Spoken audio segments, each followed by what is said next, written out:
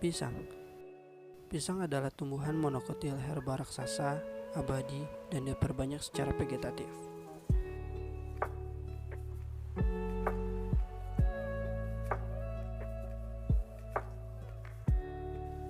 Pisang memiliki lebih dari 50 spesies dan beberapa di antaranya memiliki banyak subspesies. Keanekaragaman ini menyebabkan genus terbagi menjadi 3 bagian, yakni Musa, Kalimusa, dan spesies tunggal bagian Ingetimusa. Pusat keragaman utama pisang terletak di daerah Melanesia, yakni Malaysia, Indonesia, Filipina, dan Papua Nugini. Pusat keragaman minor juga terdapat di Afrika tropis. Pisang menyukai iklim tropis dan lembab, terutama di dataran rendah. Di daerah dengan hujan merata sepanjang tahun, produksi pisang dapat berlangsung tanpa mengenal musim. Curah hujan yang diperlukan oleh pisang untuk tumbuh dengan subur adalah 650 hingga 5000 ml per tahun. Pisang memerlukan pasokan air teratur yang sesuai atau sedikit melebihi laju penguapan air bebas. Irigasi sangat penting untuk hasil yang tinggi.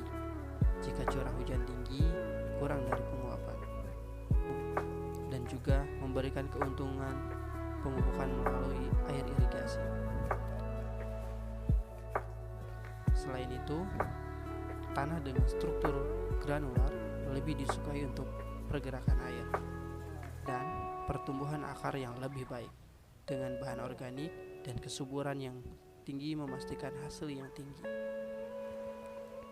Tanah yang memiliki pH antara 5,5 dan 7,5 boleh digunakan, meskipun direkomendasikan 5,8 sampai dengan 6,5.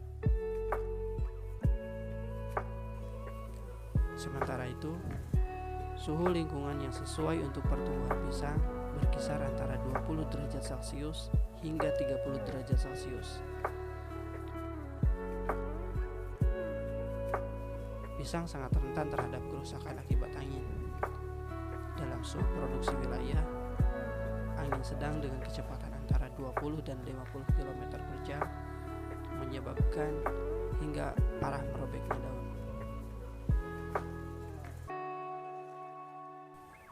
Tanaman herba abadi sepanjang 2-9 meter ini memiliki batang atau umbi yang terkonversi di bawah tanah.